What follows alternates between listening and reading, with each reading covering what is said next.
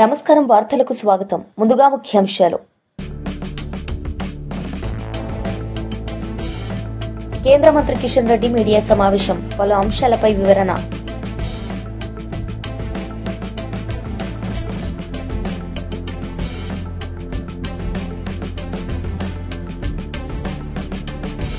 దేవాదాయ శాఖ మంత్రి వర్యులు ఆనం రామనారాయణ రెడ్డి మీడియా సమావేశం, పలు అంశాలపై వివరణ.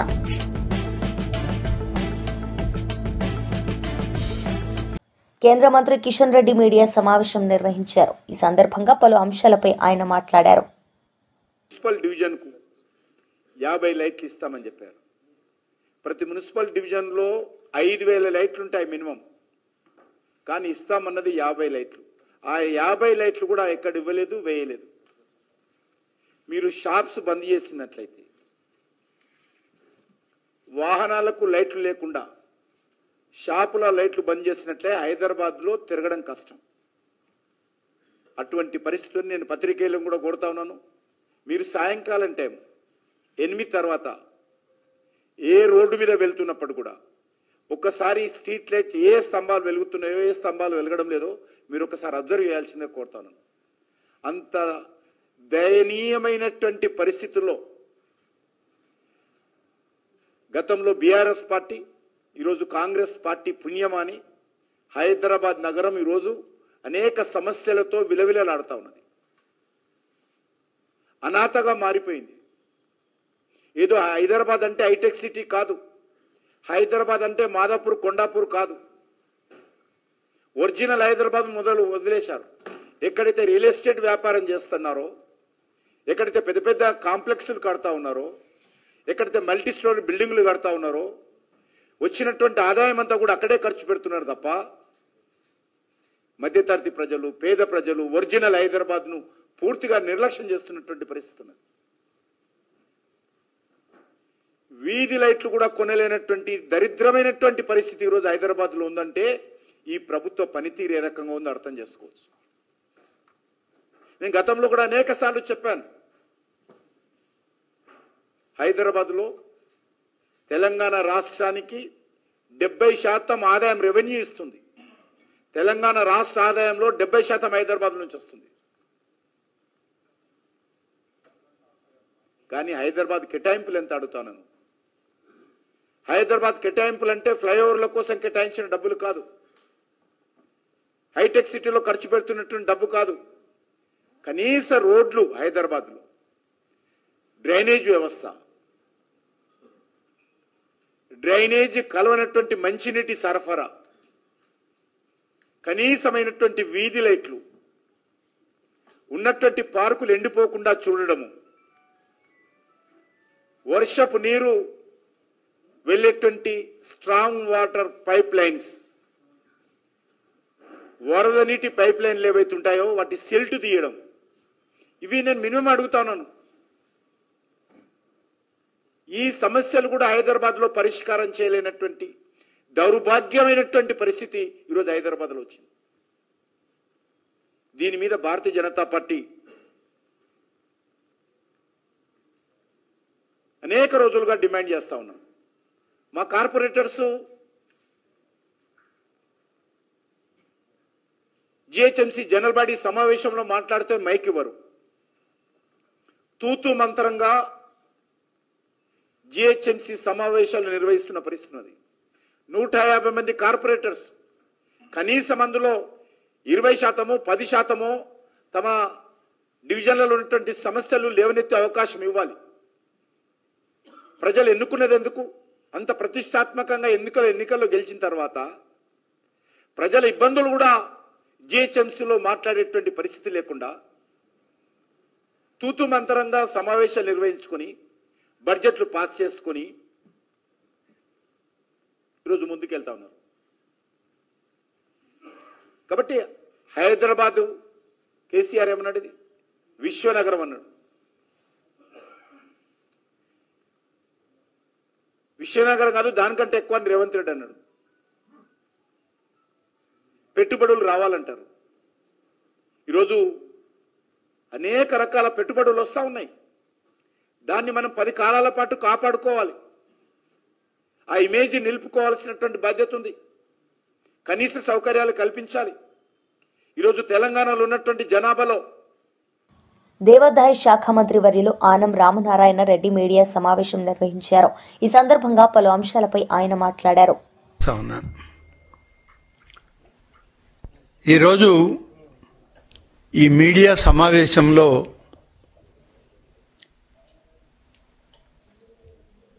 ఒక ప్రత్యేకమైన పరిస్థితుల్లో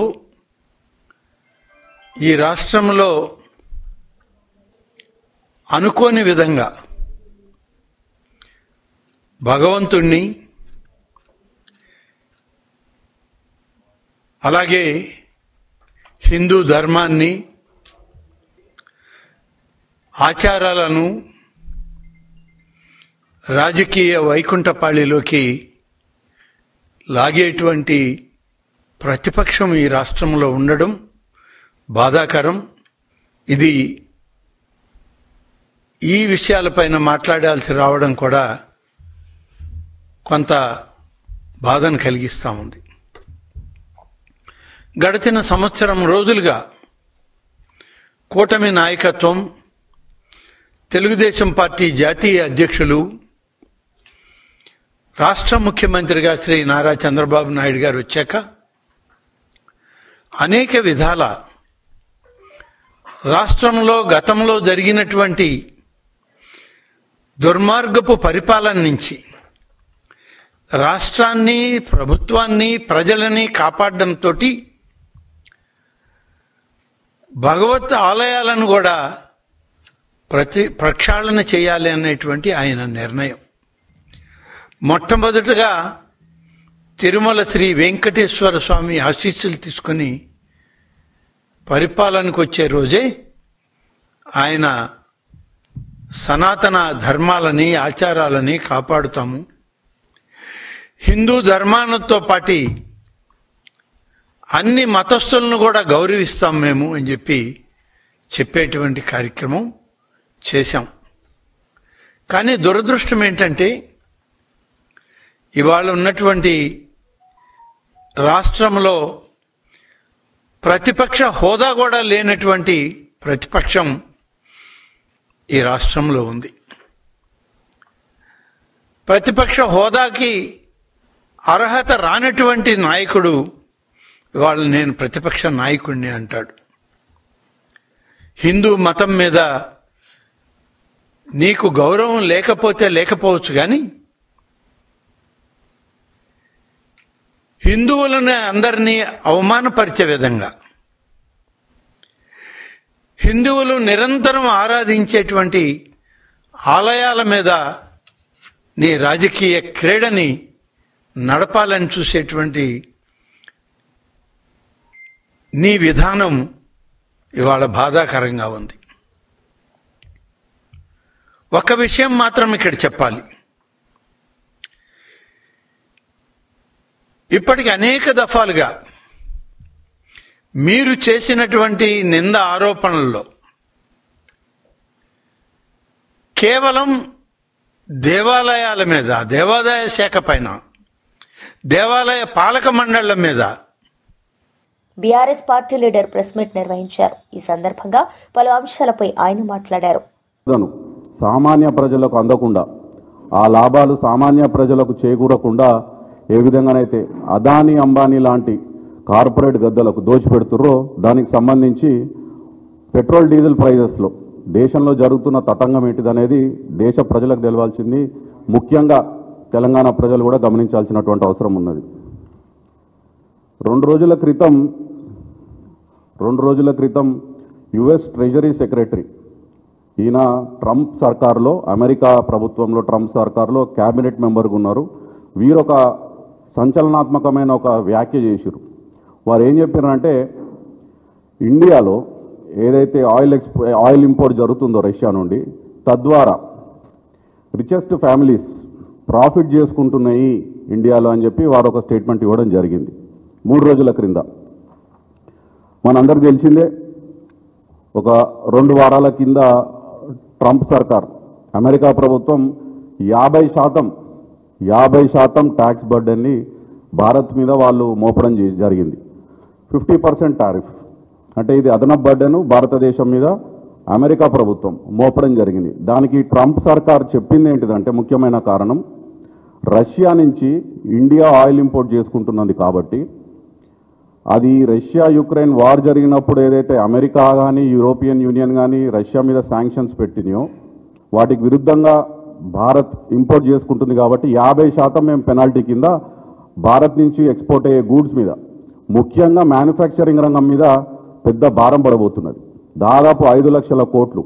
ఇది అధికారికంగా కేంద్ర ప్రభుత్వం పార్లమెంట్లో కేంద్ర మంత్రి జితిన్ ప్రసాద్ గారు చేసినటువంటి వ్యాఖ్య. నేను చెప్పే నంబర్ కాదు ఇది. 5 లక్షల కోట్ల భారం భారతదేశం మీద ఎట్లా పడబోతుంది అనేది. అయితే ఈ 50% ఏదైతే ట్రంప్ అమెరికా ప్రభుత్వం అయితే భారతదేశం మీద మోపిందో దీనికి సంబంధించి అసలు ఈ రష్యా ఆయిల్ ఇంపోర్ట్ ఏంటిది, ఈ ప్రాఫిట్ చేసుకున్న రిచెస్ట్ ఫ్యామిలీస్ ఎవరు, అమెరికా భారత్ మీద 50% ఎందుకు మోపింది, తద్వారా సామాన్య ప్రజలకు, భారతదేశంలో ఉన్నటువంటి సామాన్య ప్రజలకు పెట్రోల్ డీజిల్ ప్రైజెస్ మీద ఎక్కడ కూడా ₹1 కూడా రిలీఫ్ ఎందుకు రావట్లేదు అనేది ముఖ్యంగా చర్చించుకోవడానికి నేను ఈ ప్రెస్ మీట్ పెట్టడం జరిగింది. అయితే దానికి సంబంధించి ఏదైతే 50% ట్యాక్స్ విధించిందో అమెరికా ప్రభుత్వం భారత్ మీద, తద్వారా ముఖ్యంగా మ్యానుఫ్యాక్చరింగ్ రంగానికి అంటే టెక్స్టైల్ రంగానికి ఒక దౌర్భాగ్యం ఏంటిదంటే, టెక్స్టైల్ రంగం మీద మోడీ సర్కార్ ముందే 5% నుంచి 12% జీఎస్టీ పెంచుతామని చెప్పి వాళ్ళు ప్రపోజ్ చేయడం జరిగింది. ఇప్పుడు దాని మీద ఏదైతే ఈ 50% అమెరికా ప్రభుత్వం ఎక్స్పోర్ట్స్ మీద ట్యాక్స్ పెట్టబోతుందో తడిబట్ట పెట్టి గొంతు కోసినట్టు టెక్స్టైల్ రంగాన్ని, మ్యానుఫ్యాక్చరింగ్ రంగాన్ని, ఓ పక్క మేక్ ఇన్ ఇండియా అని పెద్ద పెద్ద నారేబాజీలు ఇచ్చుకుంటా మోడీ ప్రభుత్వం ఏదైతే భారతదేశం మొత్తం పిఆర్ యాక్టివిటీ చేస్తుందో, యాక్చువల్గా జరిగేది ఏంటిదంటే ఒక 60,000 కోట్ల రూపాయల వరకు ఆటోమొబైల్ పార్ట్స్ ఎక్స్పోర్ట్స్, 60,000 కోట్ల రూపాయల వరకు ఆటోమొబైల్ పార్ట్స్ ఎక్స్పోర్ట్స్ మీద భారం పడబోతుంది. ఇంకో 60,000 కోట్లు సీ ఫుడ్ ఎక్స్పోర్ట్స్ అంటే ఏవైతే మనకి. మాజీ ఎమ్మెల్యే కాసు మహేష్ రెడ్డి ప్రెస్ మీట్ నిర్వహించారు. ఈ సందర్భంగా పలు అంశాలపై ఆయన మాట్లాడారు. అమ్మాల్సిందే అనుకోవచ్చు, ఏదబ్బాయి కోళ్ళు అమ్మితే ఏం డబ్బులు వస్తాయి, ఈ పనికి మాలిన పని ఏంది, ఈ సిగ్గుమాలిన పని ఏంది తెలుగుదేశం నాయకులు చేసేది ఏంటంటే, రోజుకు 2,000 కోళ్ళు అమ్ముతారంట, సుమారు 50,000 రూపాయలు రోజుకు లాభం. ఊహించండి, 50,000 రోజుకు లాభం, నెలకి 15 లక్షలు, సంవత్సరానికి 1,80,00,000 నుంచి 2 కోట్లు ఒక్క దాచేపల్లి మండలంలో. ఇది ట్రయల్ రన్ చేశారు. ఇప్పుడేంది, నియోజకవర్గం మొత్తం కూడా ఆవిష్కరించాలి. ఈ గొప్ప పని నియోజకవర్గంలో ఉన్న గురజాల మండలం, మాచవరం మండలం, పిడుగురాళ్ల మండలం, పిడుగురాళ్ల పట్టణాలకు తీసుకెళ్తే సంవత్సరానికి కనీసం ఒక 6 నుంచి 10 కోట్లు సంపాదించవచ్చని ప్రణాళిక చేస్తున్నారు. నేను అడుగుతున్నా ఈ రోజున చంద్రబాబు నాయుడు గారిని, లోకేష్ గారిని, దీని కొరకైనా ప్రజలు మిమ్మల్ని గెలిపించింది? కోళ్లు అమ్ముకోవడానికి, దానికి మళ్ళీ మాఫియా, దానికి పోలీసులు బెదిరించటం. ఊహించండి. నేను అడిగేది ఒకటే, రేపు ఇంకోటి వస్తాడు, పందులు అమ్ముకుంటాను, మటన్ అమ్ముకుంటాను, చేపలు అమ్ముకుంటాను అంటాడు ఇంకో తెలుగుదేశం నాయకుడు. వాడికి ఇస్తారా? లేదు, మరొకడు వస్తాడు, హెట్ కూరగాయలు మొత్తం నేనే అమ్మాలి, ఇంకోటి అమ్మకూడదు, ఎవడు కూడా ఆ లాభాలన్నీ చేసుకోవాలి అంటాడు. అతనికి ఇస్తారా? లేదా గుళ్ళో కొంతమంది అడుక్కుంటున్నారు పాపం, ఏమీ చేయలేక దుస్థితిలో. ఓ 20 మంది ఉంటారు, తలా 200, 300 సంపాదించుకుంటారు, 400 రావచ్చేమో ఆదివారాల్లో. ఇంకోటి వచ్చి వాళ్ళందరినీ తీసేయి, ఆయనకే అవకాశం ఇవ్వమంటాడు. ఇస్తాడా ఎరపతినేని శ్రీనివాసరావు గారు? ఏంది కుంభకోణాలు? ఇప్పటికే వీధికి ఒక మద్యం దుకాణం, పేకాట క్లబ్బులైతే ప్రతి ఊర్లో కనీసం 4-5 విచ్చలవిడిగా. ఇవి చాలన్నప్పుడు ఇప్పుడు కోడి, ఇంకా ఆ తర్వాత ఎన్ని చూస్తాము? తక్షణమే అధికారులు దీంట్లో ప్రమేయం ఉన్న వాళ్ళని ఆపి, అలాగే నష్టపోయిన వాళ్ళని పిలిపించి చిత్తశుద్ధి ఉంటే న్యాయం చేయమని డిమాండ్ చేస్తున్నాం. లేకపోతే ఇది ఇంతటితో ఆగదు. ఒక కొత్త విష సంస్కృతిని తీసుకురావద్దు. సరే, వైన్ షాపులు లాక్కున్నారు, బెల్ట్ షాపులు చేసుకుంటున్నారు, మైన్లు మీరే చేస్తున్నారు, సరే ప్రభుత్వం ఇస్తుంది కాబట్టి అధికారం. ఈ ప్రైవేటు వ్యాపారాల్లో కూడా అధికార పక్షమే చెయ్యాలంటే చట్టం చేయండి అసెంబ్లీలో. ఎవరు అధికారంలో ఉంటే వాళ్లే అన్ని వ్యాపారాలు చేయాలి. ఇలా బెదిరించటాలెందుకు, కేసులు పెట్టటాలెందుకు, ఈ చిల్లర పనులు చేయటాలెందుకు? చట్టం చేస్తే పోలా, హక్కు వచ్చిద్ది, అధికారం వచ్చిద్ది. దీన్ని తీవ్రంగా ఖండిస్తున్నాం. త్వరలోనే ప్రజల ముందుకు తీసుకెళ్తాం. ఇప్పటికన్నా తాడేపల్లి అక్కడ అమరావతిలో కూర్చొని నీతులు చెప్పటం కాదు, ఎమ్మెల్యేలు చెత్త చెత్త చేస్తున్నారు ఇలా చేస్తే అని. చెత్త చెత్త అయిపోయింది ఆల్రెడీ పార్టీ. సంవత్సరంలోనే భ్రష్టు పట్టిపోయింది. లోకేష్ గారి వల్ల కావచ్చు, వాళ్ళ ఎమ్మెల్యేల వల్ల కావచ్చు, చంద్రబాబు నాయుడు గారి వల్ల కావచ్చు. ఇంకా 4 ఏళ్లు ఉంది. ఎన్నెన్ని వింత గాథలు చూస్తారో ప్రజలు. ఆడవాళ్లు కోరుకున్న నెలకి 1500, సంవత్సరానికి 18,000 ఆడబడ్డ దేవుడికి ఎరుగు. కానీ కోళ్లు అమ్ముకోవటంలో, యూరియాలు అమ్ముకోవటంలో, స్కాములు చేయటంలో మటుకు ప్రసిద్ధిగాంచింది ఈ ప్రభుత్వం. అందుకేగా ధైర్యం ఉంటే ఎన్నికలు సజావుగా సాగించవచ్చుగా. చిన్న చిన్న ఎన్నికలు. అసలు ఇప్పుడు లోకల్ బాడీ ఎన్నికల్లో తెలుగుదేశం గెలిచినా గెలవపోయినా పెద్ద ఏం తేడా ఉండదు. కానీ గుంటూరు పార్లమెంట్ నియోజకవర్గం పరిశీలకులు పోతిన వెంకట మహేష్ ప్రెస్ మీట్ నిర్వహించారు. ఈ సందర్భంగా పలు అంశాలపై ఆయన మాట్లాడారు. అంటే అర్థం ఏమిటి? నిప్పులు చెరిగిన చంద్రబాబు గారంటే అర్థం ఏమిటి? మండిపడ్డ బాబు గారంటే అర్థం ఏమిటి? ఆగ్రహం వ్యక్తం చేసిన చంద్రబాబు గారంటే అర్థం ఏమిటి? ఈ డైలాగులన్నిటికీ అర్థం ఏంటని మేము మిమ్మల్ని సూటిగా ప్రశ్నిస్తా ఉన్నాం. ఈ డైలాగులు పేల్చి మీరు ఏం సీరియస్ అయ్యారు? ఏం సీరియస్ అయ్యారు? ఈ 15 నెలల కాలంలో చంద్రబాబు గారు అరాచకాలు, అన్యాయాలు చేసినటువంటి తెలుగుదేశం పార్టీ నాయకుల మీద ఒక్కటంటే ఒక్క చర్యైనా తీసుకున్నారా? ఒక్క కేసైనా నమోదు చేశారా? చట్టపరంగా ఒక్కళ్ళైనా సరే బోన్లో నిలబెట్టారా? ఏ రకమైనటువంటి విచారణ వేశారో కూడా మీరు సమాధానం చెప్పాలని మేమైతే మిమ్మల్ని సూటిగా డిమాండ్ చేస్తా ఉన్నాం. చంద్రబాబు గారు అధికారంలోకి వచ్చిన 15 నెలల కాలంలో తెలుగుదేశం పార్టీ నాయకులు, మంత్రులు, ఎమ్మెల్యేలు బరి తెగించి ఇష్టానుసారం దౌర్జన్యాలు చేస్తా ఉన్నారు. మరి చంద్రబాబు గారు చట్ట ప్రకారం ఎవరి మీదైనా సరే చర్యలు తీసుకున్నారా? న్యాయస్థానాల్లో నుంచోబెట్టారా? ఒక్కరంటే ఒక్కరి మీదైనా సరే మీరు కేసు పెట్టారా అని మిమ్మల్ని సూటిగా ప్రశ్నిస్తా ఉన్నాం. ఈ అంశం మీద మీరు సమాధానం చెప్పాలని కూడా మేమైతే డిమాండ్ చేస్తా ఉన్నాం. గత వారం రోజులుగా అయితే తెలుగుదేశం పార్టీ ఎమ్మెల్యేలు, మంత్రులు చేస్తున్నటువంటి అరాచకాలు, దారుణాలు, అక్రమాలు, చట్ట విరుద్ధంగా వారు చేస్తున్నటువంటి పనుల మీద పుంకాను పుంకాలుగా వార్తలు బయటకు వస్తా ఉన్నాయి. ఈ విషయంలో చంద్రబాబు గారు ఏం చర్యలు తీసుకున్నారో సమాధానం చెప్పగలరా? ఫారెస్ట్ అధికారుల మీద నేరుగా దాడులు చేసినటువంటి శ్రీశైలం ఎమ్మెల్యే బుడ్డా రాజశేఖర్ రెడ్డి మీద మీరు ఏం చర్యలు తీసుకున్నారు? ఎస్సీ ఎస్టీ అధికారుల మీద దాడులు చేసి కిరాతకంగా వ్యవహరిస్తే ఆ ఎమ్మెల్యేని ఏమన్నా జైల్లో పెట్టారా?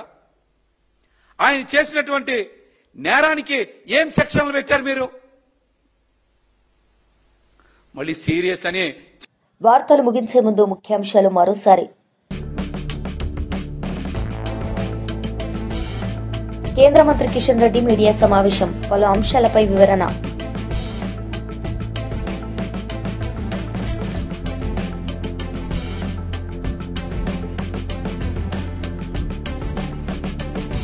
దేవాదాయ శాఖ మంత్రి వర్యులు ఆనం రామనారాయణ రెడ్డి మీడియా సమావేశం, పలు అంశాలపై వివరణ.